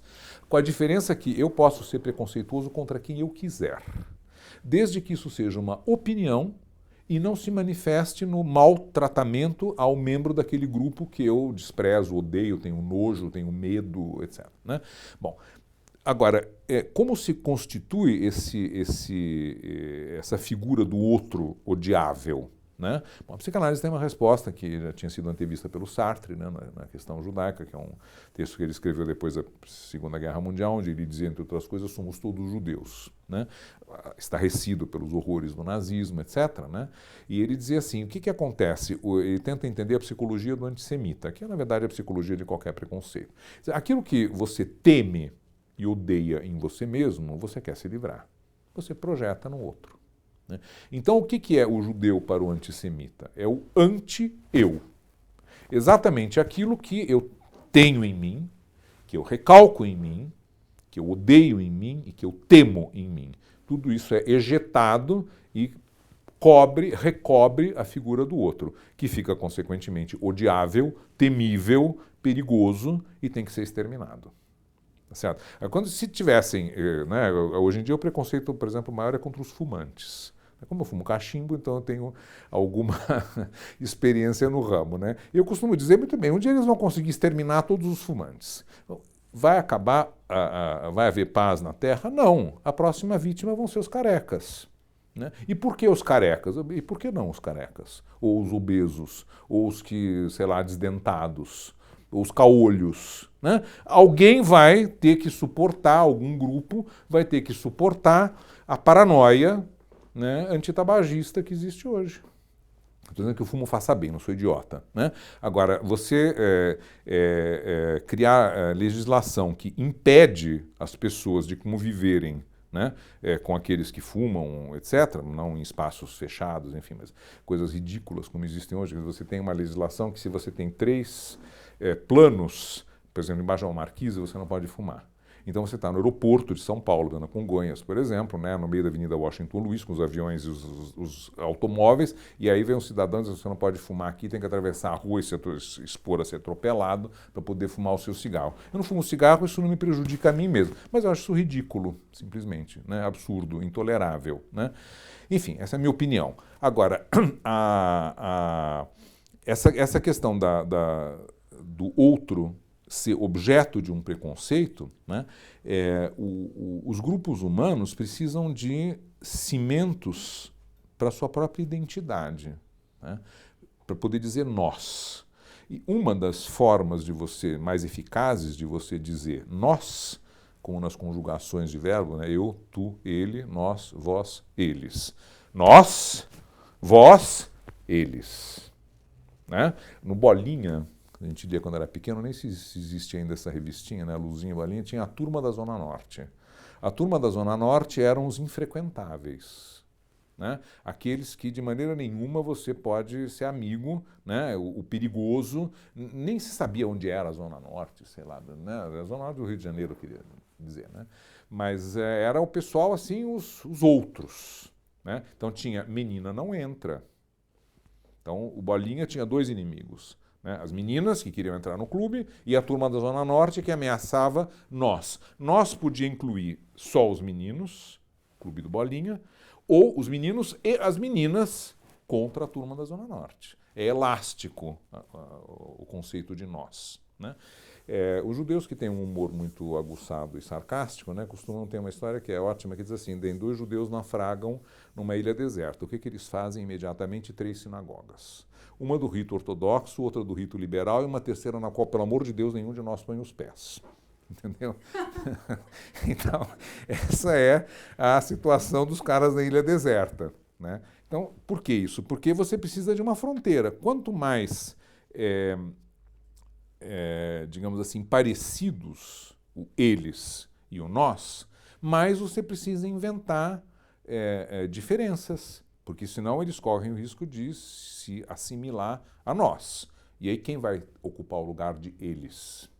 né? Então, você vê isso, né? O Freud escreve sobre o que se chamou de narcisismo das pequenas diferenças, quer dizer, a insistência nas pequenas diferenças que são pequenas, né? Mas, justamente por serem pequenas, são aumentadas para se tornarem grandes. Né? Ele dá como exemplo as piadas. Né? O humor é sempre uma coisa muito interessante como documento antropológico, para você entender como funciona a cabeça do ser humano e a sociedade. Né? E eles então, os ingleses não gostam dos escoceses, os portugueses não gostam dos espanhóis e tal. E a gente tem aqui dezenas de exemplos, piadas de português no Brasil. Né? Por que não tem piada de russo no Brasil? Né? Português, que são os colonizadores, ou seja, né, os ancestrais. E diz que os portugueses uma vez perguntaram, escuta, tem muita piada de brasileiro em Portugal? E o português respondeu, e precisa? É exatamente a mesma coisa como na França, que fazem piada dos belgas. Muitas das piadas de português que eu conheço aqui no Brasil como piada de português, eu ouvi na França como piada de belga. E os belgas, então, perguntam, né, tem uma pergunta assim, mas por que os franceses gostam tanto de piadas de belga? Resposta, porque elas são fáceis de entender. Né? Quer dizer, você tem a mesma animosidade. Agora a moda é piada de argentino. Nem sei se está na moda ainda, mas teve uma época, né, que o Brasil começou a ser visitado por muitos argentinos, etc. E tal, mas surgiram as piadas de argentino, que naturalmente exageram, né, características que de fato existem entre muitos argentinos. Sei lá, uma autoconsciência, uma autoimagem, né, muito elevada, uma autoestima, enfim, são um povo que chegou muito longe, né, o momento que era um povo mais civilizado e adiantado da América Latina. Economicamente, culturalmente, etc. Tinham muito orgulho disso e, naturalmente, tinha uma certa arrogância associada às conquistas que, de fato, tinham conseguido fazer. Bom, então ficou a imagem, argentino é arrogante. Então, se argentino é arrogante, as piadas vão ser sobre a arrogância do argentino. Né? Tirando sarro, vamos dizer assim, né? dos exageros dessa arrogância. Tá certo? Você não tem piada de brasileiro arrogante, não, né? Piada de loira burra. Por que as loiras são burras? Por quê? Você precisa de né, mulher burra, não sei o quê, tá, mas pode ser as loiras. Né? E aí você tem as piadas que as loiras fazem, né, a respeito de si mesmas, porque uma das melhores formas de você se defender do preconceito é você o assumir e dar risada daquilo. Né? A palavra protestante, por exemplo, né, no início era uma designação pejorativa que os católicos davam àqueles que protestavam contra a autoridade do Papa e contra a hegemonia da Igreja Católica. Os próprios que fizeram a reforma chamavam-se os reformados, a Igreja Reformada. Né? Mas, assim como protestante era um xingamento, protestante, herético, os caras assumiram, não, somos nós os protestantes. Muito bem. Então você tem denominações, a Congregação das Igrejas Protestantes do Brasil, sei lá, etc., etc., né, que assumiu para si mesmo, né, um termo que antes era pejorativo. Né? Em matéria de loiras tem a história das duas loiras que estão conversando e uma olha para outra e diz assim, escuta, me fala uma coisa, o que você acha que é mais perto? A Lua ou o Rio de Janeiro? Aí a loira diz, eu acho que é o Rio de Janeiro. Você está vendo por que eles acham que nós loiras somos burras? Olha lá a Lua, e cadê o Rio de Janeiro? Entendeu? Né? Então você tem uma contrapiada. Está entendendo? Então, isso é a situação. Né? Para finalizar, eu acho que eu quero repetir o que eu disse no início. A gente não deve perguntar por que existe o ódio contra o diferente.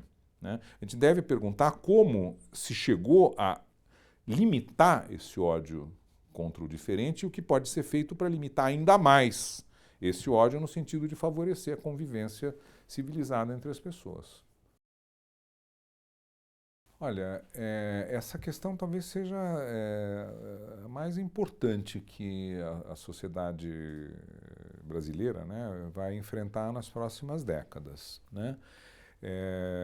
Por que eu digo isso? É claro que há muitas outras, né? Mas, em particular essa, porque vai haver rapidamente, coisa para 15, 18 anos, de acordo com os demógrafos, né?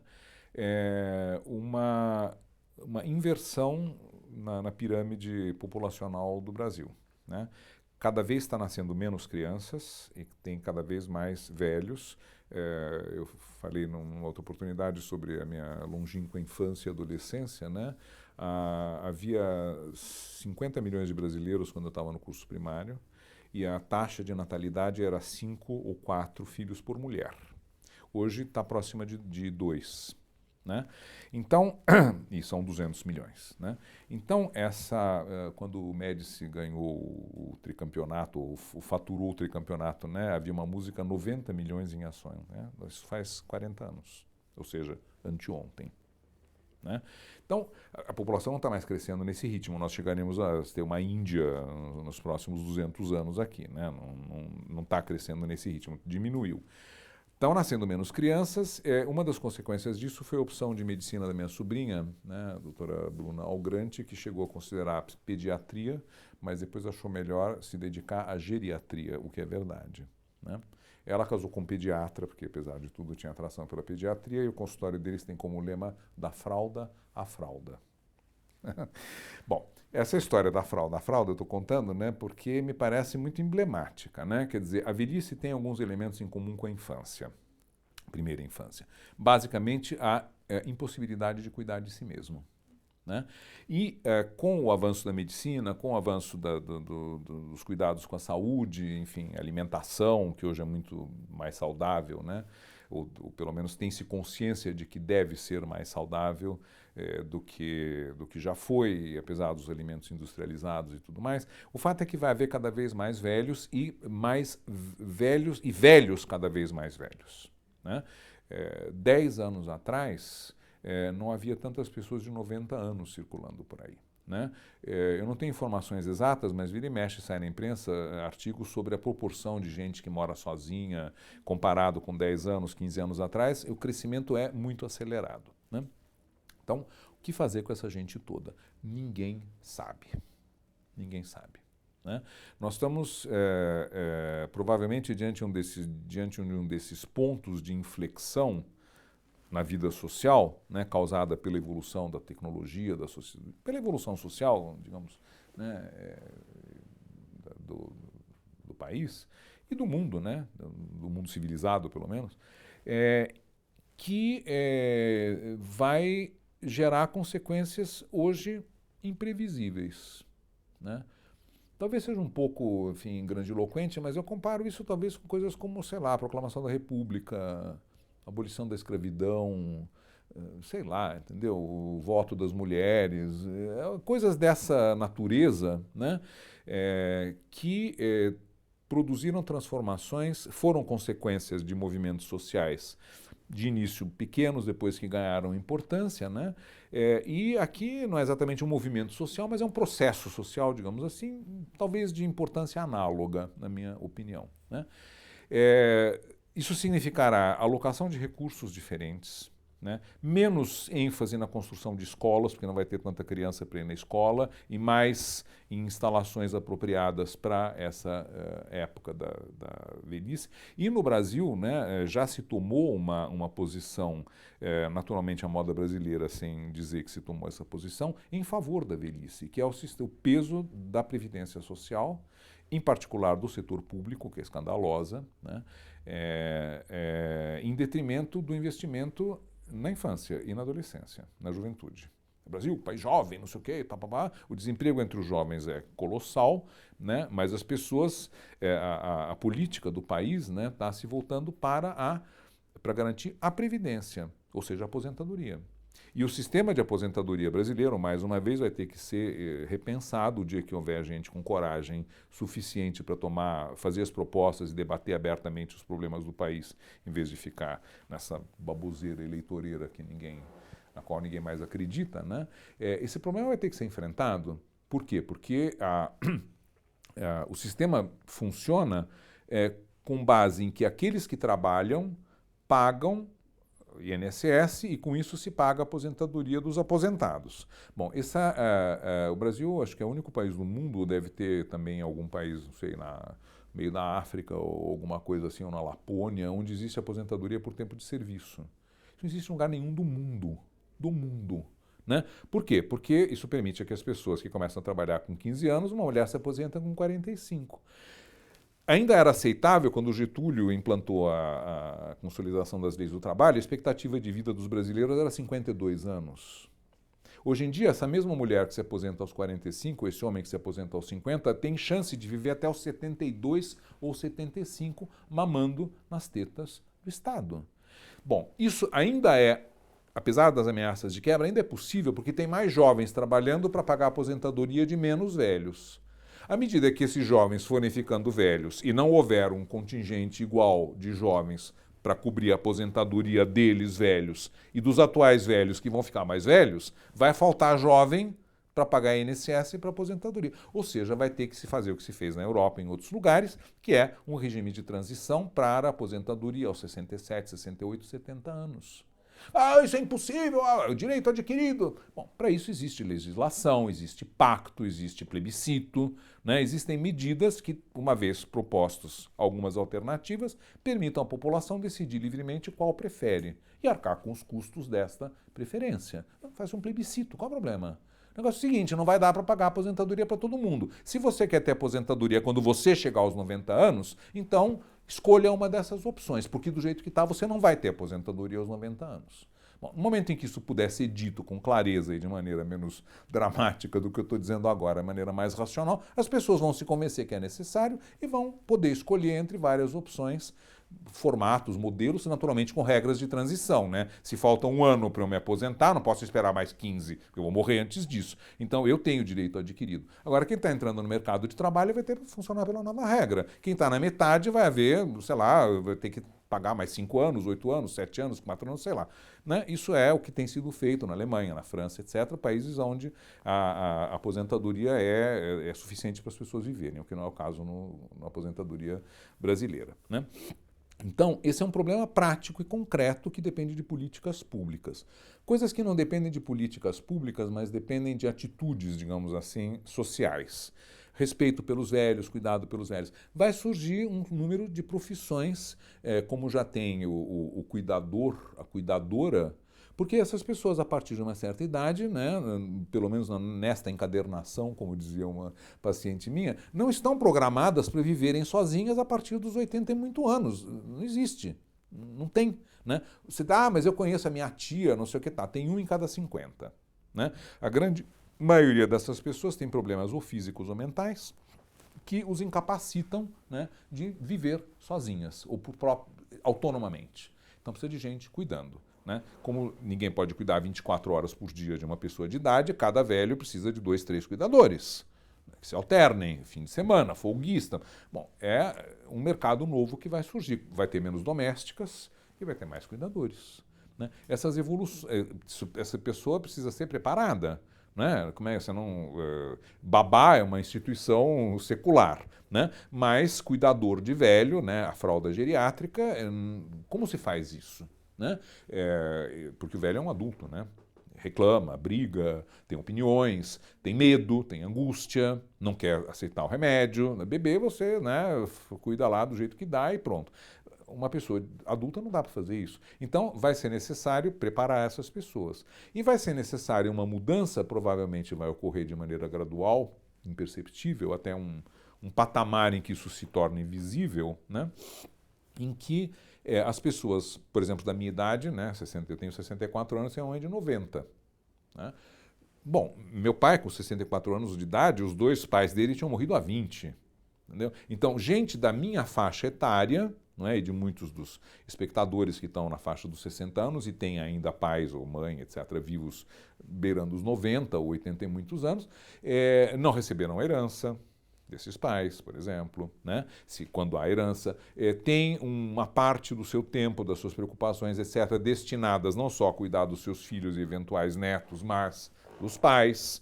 Muitas vezes recai sobre as irmãs mulheres, né, as filhas mulheres, então que também já estão na idade de se aposentar, mas ainda tem que levar a mãe no dentista, no oculista, não sei o quê, na cirurgia, papapá, etc., né, porque é assim que é. Né? Então você vai ter mudanças de comportamento que vão exigir serem valorizadas. Então, como que isso provavelmente vai acontecer? Personagens nas novelas com 90 anos sendo cuidados. né? Assim como o beijo gay, a Ju Marruá pelada, sei lá, enfim. Né? A novela acabou sendo, né, como se falou num programa anterior, na literatura, né, os modelos oferecendo modelos de comportamento. Na hora que tiver um personagem central na novela das 8, das 9, sei lá que hora tem novela que eu não assisto, mas a hora da novela, né, um personagem central que seja dessa condição e em torno disso a trama se organize, bom, vai se falar nos lares e nos bares, como dizia o João Betting, nessas mulheres, nessas pessoas, nesses homens, no drama do cuidador, na possibilidade de trapaça, sei lá, de fraude com a pessoa não fragilizada, de quem se toma conta, eu sei lá o que vai acontecer. Né? Mas vai ser necessária essa mudança de atitude. Quanto ao respeito, né, e pelos mais velhos, etc., né, que existiu em parte, né, enquanto a sociedade estava organizada de outra maneira, famílias grandes, né, onde o velho tinha uma importância fundamental. Né, porque, primeiro, não vivia sozinho. Né, em geral, a velha, né, os velhos morriam antes, as mulheres são mais longevas que os homens há alguns séculos já. Então essas avós, tias, não sei o que, solteironas e tal, tinha uma função importante se a família tinha 8 filhos e então ajudavam a cuidar e consequentemente tinham o seu lugar nessa família, né? E tinha um estímulo, né? Que cuidar disso, fazer aquilo, fazer o doce, não sei o que, cuidar da criança doente, né? Contar histórias, etc, etc. Né? Isso foi se perdendo à medida que as famílias foram ficando menores e mais individualizadas nessa família padrão de hoje, pai, mãe, filho, 2 filhos, etc. E a avó morando a uma distância idealmente não tão perto que possa vir a pé, nem tão longe que tem que ficar para dormir. Né, que é a distância ideal da sogra, segundo, né, as más línguas. Né, nem tão perto que possa vir a pé, nem tão longe que quando vier tem que ficar para dormir. Então tem que morar numa certa distância assim. Então, nesse contexto, você tem cada vez mais velhos vivendo sozinhos. E, no entanto, não podem ser deixados sozinhos. Daí tudo isso que eu acabei de dizer. Em sociedades mais tradicionais, há um respeito maior aos velhos porque o ritmo de inovação é muito menor. Então, a experiência desses velhos de vida e de como se fazem as coisas, né, é valorizada. Isso, em parte, ocorre um pouco também na nossa sociedade. Os livros de receitas da vovó, entendeu? Né, ninguém mais quer usar anquinhas como a vovó usava, entendeu? O espartilho, né? Mas aquele jeito de fazer o doce de coco, não sei o que tal, né? Que hoje eu estava ouvindo minha mulher conversando com uma prima dela que cozinha muito bem e dizendo que no arroz arroz doce, que a avó dessa prima, que hoje deve estar beirando os 70 anos, portanto, isso fim do século XIX, né? Cozinhava o arroz doce, claro que sem leite condensado, com uma casca de limão siciliano. Ah, mas que coisa legal, então. Aí a minha mulher disse, pois é, uma amiga me contou que quando ela pega um limão siciliano, descasca para ralar e põe no congelador. E aí fica duro. Então você tira, rala e põe de volta. Quando acaba de ralar tudo, você descongela e faz a limonada com limão. Ou seja, trocando receitas e truques de cozinha da avó, entendeu? De como é que faz aquele prato, assim. Isso é valorizado, tá certo? Embora muito embora essa avó já tenha morrido há décadas, né? Mas a representação da avó não é assim, imagina que coisa absurda, hoje você tem leite condensado, por que eu vou botar, né, ferver leite? Não existe isso. Há uma valorização do retrô, por exemplo, né? Que é uma coisa ligada à época dos velhos. Né? Por outro lado, o ritmo de inovação é de tal ordem que velho não é mais aquele que tem 70, 80 anos, em matéria de tecnologia é o que não sabe mexer no último programa do Windows. Ou seja, por exemplo, eu, ou você. Né? Então, esse já é obsoleto. Então, diante disso, eu acho, né, há uma coisa importante a se fazer e que é, primeiro, fazer a crítica dessa fúria inovatória em larga medida dispensável, né, porque o novo programa do Windows não é tão melhor assim do que o programa anterior, né, e o novo tipo de celular tem tantos gadgets que ninguém mais usa como telefone. As pessoas estão, como o custo do telefone é altíssimo, né? As pessoas mandam SMS. Então esse aparelho chamado telefone celular serve cada vez menos para telefonar. né? E cada vez mais como um computador de bolso que você pode fazer 1 milhão de coisas, de filmar, mandar, né, procurar coisa na internet. Na PUC, onde a gente tem, frequentemente eu dou aula e quero me lembrar de alguma coisa, não lembro o nome do filme, quem é o autor do livro, sei lá, não tenho aquilo imediatamente presente. Sempre tem algum aluno, peraí, quem é o técnico aqui? Você. Então você não vem aqui sem esse celular, hein? Tac, tac, tac, tac, tac, entra no Google, o nome do diretor do filme é tal, foi feito tá, tá, tá. Então é uma enciclopédia muito melhor, muito mais ampla e atualizada que a britânica e que ocupa 1/1000º do espaço na enciclopédia britânica e está à disposição de todo mundo. É fantástico, né? Essa pessoa não usa esse telefone para telefonar. Não precisa. Você manda e-mail, manda SMS, manda Twitter, sei lá, todo tipo de mensagem, mas mensagem de voz cada vez menos. Não sei por que chama telefone celular, né? Uma coisa curiosa. Enfim. Então, isso faz com que essa experiência acumulada seja cada vez mais inútil no que se refere a muitas áreas da vida. Onde não é inútil? Na arte de viver. Entendeu? Porque aí sim você tendo passado por muitas coisas, você sabe como são. Tem isso que eu falei há pouco sobre o adulto, né, da capacidade de compreensão, de tolerância, de aceitação, enfim, isso pode ser transmitido, né, e muitas vezes os jovens aceitam essa experiência, outras vezes não, né, mas aí por causa de conflitos de outras ordens, inclusive de pianos e tal, né. Última coisa para te dizer é a respeito dessa idealização, como a gente sempre tem, do outro, né? Não é só o preconceito, o outro diferente, o eles deve ser esmagado. O eles é, especialmente no Brasil, frequentemente idealizado. Os outros, os estrangeiros, lá tudo é melhor, não sei o quê. Lá não acontece isso. Você falou sobre o respeito dos orientais, a velhice e tal. De fato, isso existe, né? E também é, muitas vezes, inexistente. Você vê isso nos filmes.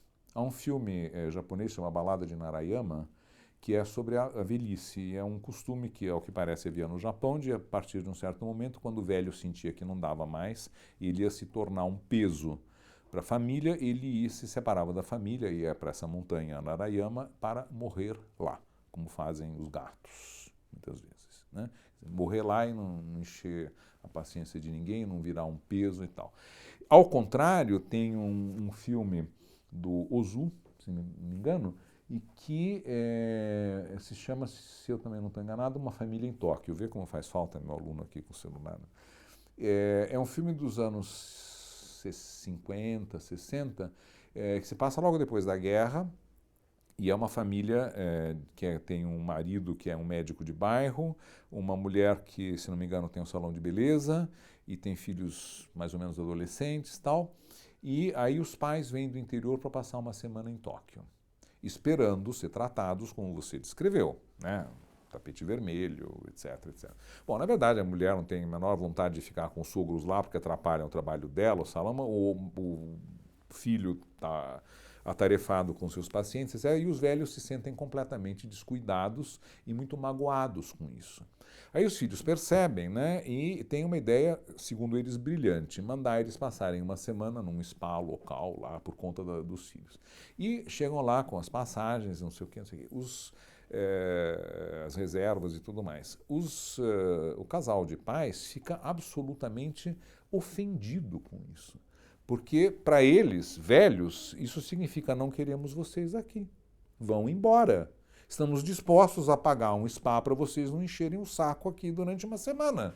Bom, que era talvez o objetivo dos filhos, mas não dessa forma que os pais pensavam. Então, esse desencontro de gerações também pode ocorrer, mesmo em situações onde o respeito aos velhos é tradicional. No final da história entra em cena uma moça que eu já não me lembro mais exatamente quem é, se é a cunhada, ou enfim, um personagem que não é exatamente da família e que acaba tendo tempo e possibilidade de dar aos velhos a atenção que eles mereciam e julgavam merecer, né?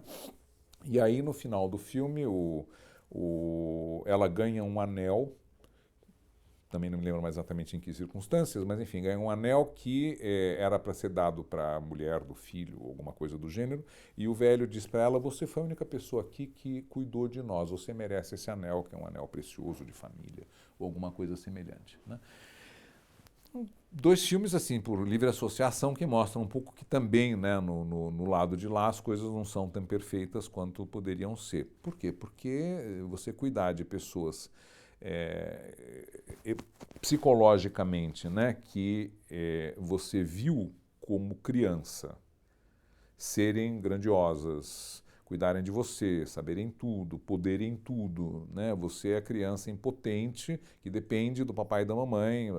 Aí chega uma hora em que o papai e a mamãe, vocês são adultos, digamos aí, quando os pais têm, não sei, 50 e poucos anos e os filhos 20 e poucos, 30 e poucos, alguma coisa assim, estão parelhos, né? Cada um numa fase da vida, mas são adultos que podem conviver, ou brigar, ou discutir, ou serem felizes. A partir de um certo momento, os velhos começam a descer a ladeira e você continua subindo, né? E aí aquela criatura que era assim, o pai poderoso, a mãe sábia, que dá colo, ela ou ele é que precisam de atenção. Isso exige uma conversão da atitude psicológica, né? Então, tudo que é mudança é difícil, né? As pessoas gostam da inércia, né? Gostam da manutenção do mesmo, né? Então fica difícil, de repente você, muitas vezes a fragilização do velho é recebida com revolta pelos filhos. Mas como você não consegue mais manejar sua conta bancária, só faz besteira? Não pagou, sei lá, a conta tal de luz, cortaram, mas como você esqueceu de pagar a conta de luz? Eu esqueci de pagar a conta de luz, está vendo uma perda de memória. Mas uma coisa é você brigar com a sua mãe, o seu pai, porque esqueceu de pagar a conta de luz e ficou sem luz e você tem que ir lá na Eletropaulo tomar as providências para religar, etc. e tal, uma molação. Outra coisa é você reconhecer que seu pai está, ou sua mãe está perdendo a memória recente. Pode ser Alzheimer, pode ser demência, pode ser senilidade, né? Ter um pai senil, demente ou com Alzheimer é muito mais complicado do que um velho ranzinza que esqueceu de pagar a conta de luz e você tem que passar 2 horas na fila para resolver o problema. Está entendendo? Então, as pessoas preferem dizer: não, você pode, mas não fez. Portanto, merece crítica, censura, briga, né? Está abusando e tal. A você reconhecer que não pode mais fazer, né? E começa esquecendo de pagar a conta de luz e acaba tocando fogo na casa, né? Porque perde o contato com a realidade, né? No limite extremo, né? Da demência e enfim, de situações muito difíceis, que a pessoa tem uma existência física boa, fica cada vez mais restrito, não sai de casa, portanto não gasta energia, portanto vai viver cada vez mais, não morre, né?